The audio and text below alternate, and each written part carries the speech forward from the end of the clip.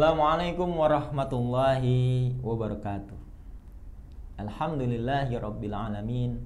Wassalatu wassalamu ala sayyidina Muhammadin wa ala alihi washabihi ajma'in.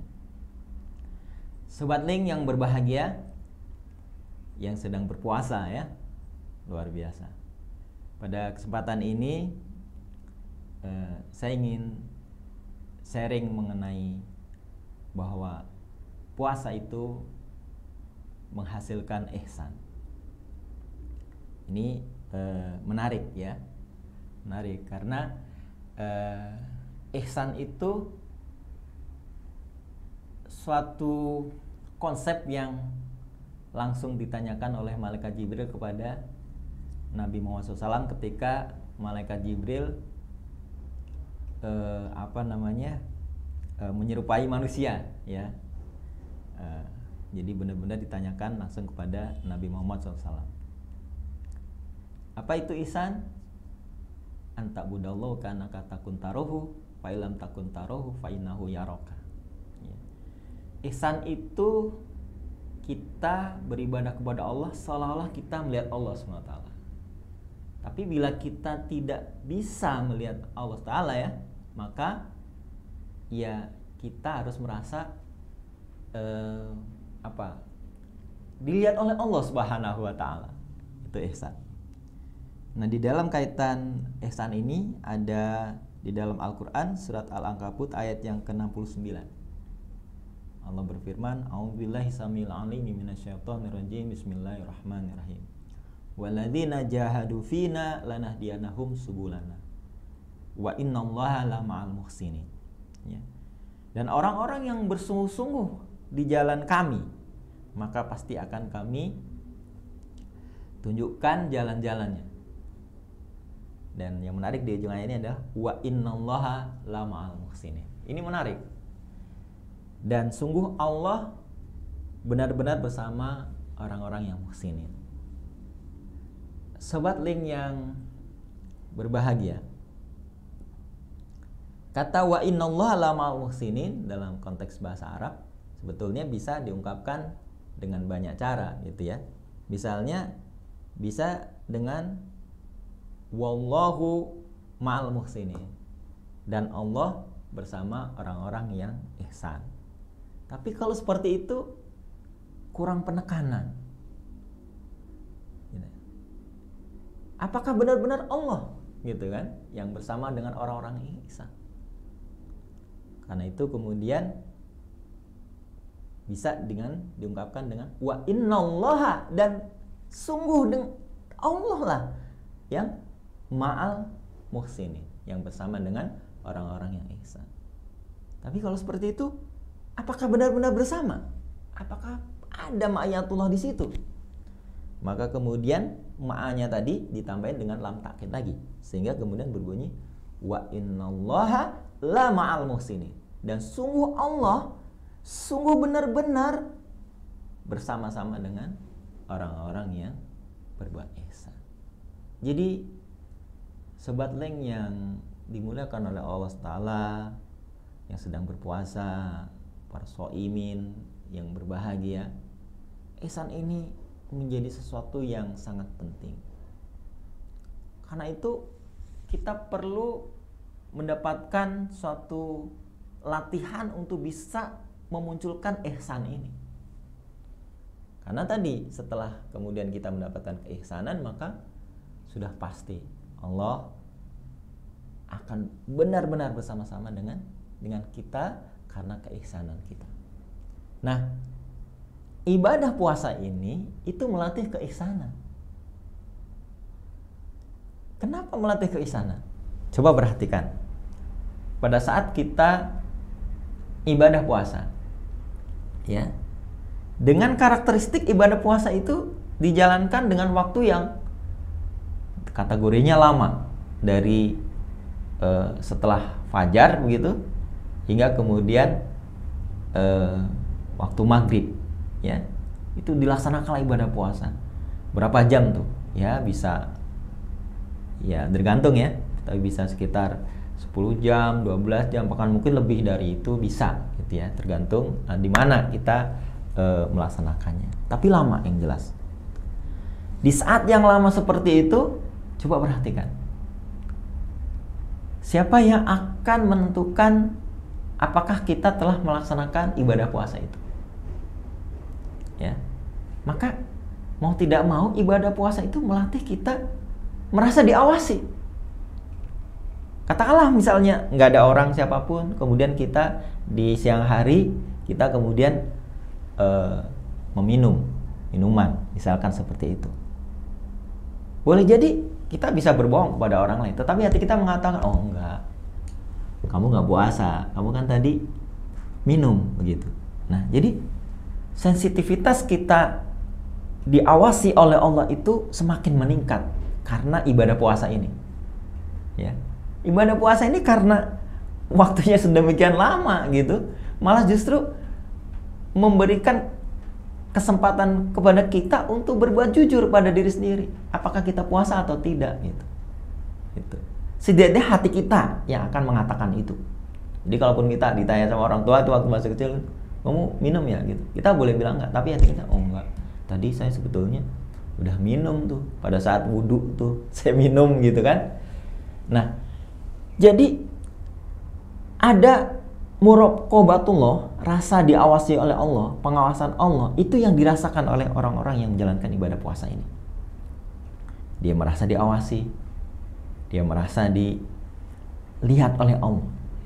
Sehingga tadi kan, ihsan itu kan tadi, kalaupun kau tidak melihat Allah, tapi kamu merasa diawasi. Nah, perasaan merasa diawasi ini, ya, muraqabatullah ini akan melahirkan ihsan, akan melahirkan ihsan. Maka kemudian kita dimanapun kita berada, ya, dimanapun kita ini, maka kita akan merasa terus diawasi oleh Allah SWT. Pada saat seperti itu, maka kita akan terpacu menjadi orang-orang yang berbuat ihsan. Dengan demikian maka ibadah puasa yang kita jalani dengan karakteristik yang berbeda ya dengan ibadah-ibadah yang lain, di mana waktunya lama, ya. Dan saya mengatakannya ibadah puasa ini adalah ibadah pasif, ya. Mirip seperti itikaf gitu. Ibadah puasa itu pasif, kan kita nggak ngapa-ngapain sebetulnya. Cuman kita tidak melanggar apa-apa yang dilarang, tidak makan. Tapi kita sebenarnya tidak ngapa-ngapain tuh. Ya kan? Ini ibadah yang pasif, tetapi karena waktu yang diberikannya sedemikian lama, maka memunculkan suasana diawasi oleh Allah Subhanahu wa taala, dan suasana itu akhirnya memacu kita untuk kemudian kita ihsan. Kita menjadi orang-orang yang berbuat yang terbaik karena merasa diawasi oleh Allah Subhanahu wa taala. Ya. Oleh karena itu ini kemudian menarik. Ya. Menarik karena kalau kita perhatikan rangkaian ayat-ayat Ramadan itu, ya, itu bukan hanya sampai pada ayat 187 sebagaimana banyak orang menduga-duga gitu ya. Tapi ayat ini sampai pada ayat yang 188. Ya. Nah, di dalam ayat yang 188 itu terdapat pesan yang sangat luar biasa, dan itu hanya bisa dimiliki oleh orang-orang yang ihsan. Ya, pesannya adalah kita tidak boleh memakan harta orang lain dengan cara yang batil. Ya, dengan cara yang batil kita nggak boleh memakan harta orang lain. Meskipun kita misalnya ya bekerja sama dengan hakim untuk mengesahkan perbuatan kita, tetapi kalau pada dasarnya itu adalah sesuatu harta yang batil, kita tidak diperkenankan untuk memakannya. Jadi keihsanan itu akan membuat kita kemudian tidak hanya taat secara hukum, tetapi juga taat secara moralitas, ya, moralitas agama bahkan yang lebih tinggi lagi. Jadi apabila kemudian sesuatu itu bukan menjadi hak kita, maka kemudian kita juga tidak akan melakukannya. Jadi ihsan itu sampai pada tingkatan kualitas kita yang tertinggi di dalam kehidupan berbangsa dan bernegara pun. Ya. Oleh karena itu, Sobat Link yang berbahagia, mari kita manfaatkan, ya, kita manfaatkan dengan sebaik-baiknya kesempatan kita untuk melatih keihsanan ini. Kita manfaatkan dengan sebaik-baiknya agar puasa yang kita jalani benar-benar bisa memunculkan muraqabatullah, rasa merasa diawasi oleh Allah SWT, dan akhirnya kemudian melahirkan keihsanan pada diri kita. Dan kalau kemudian kita sudah ihsan, maka apa yang terjadi? Wa innallaha lama'al muhsinin. Dan sungguh Allah bersama dengan orang-orang yang berbuat ihsan. Ya. Sobat Link yang berbahagia, apabila kemudian kita sudah seperti itu, berusaha untuk berbuat ihsan dan Allah membersamai kita, maka segala sesuatunya akan berjalan dengan baik. Ya, di dalam kehidupan kita akan berjalan dengan baik dan sebagainya. Ya, saya pernah merasakan itu sendiri. Ya, suatu saat saya waktu zaman dulu ini masih muda ya, itu sempat untuk kontrak rumah, udah habis kontrakan, ternyata kita belum sempat ngumpulin uang buat ngontrak rumah yang baru. Tapi kemudian apa yang terjadi? Ya, saya pernah ngalami, tiba-tiba ada seseorang datang ke rumah gitu ya. Dia pengen ngaji gitu ya. Kalau pengen ngaji kita seneng aja ya, kita ajarin ngaji gitu. Tapi yang menarik ternyata dia membawa kabar gembira. Dia bilang kepada saya, Mas Dedi, mau nggak membeli rumah gitu. Saya bilang, Anda salah orang gitu. Saya jangankan untuk beli rumah, saya bilang gitu. Ya, untuk saya habis kontrakan rumah ini, mau cari kontrakan lagi aja saya belum punya uang katanya. Nah ternyata dia mengatakan begini, ya sudah kalau gitu, gimana kalau saya beli rumah itu dan Mas Dedi yang meninggali rumah tersebut.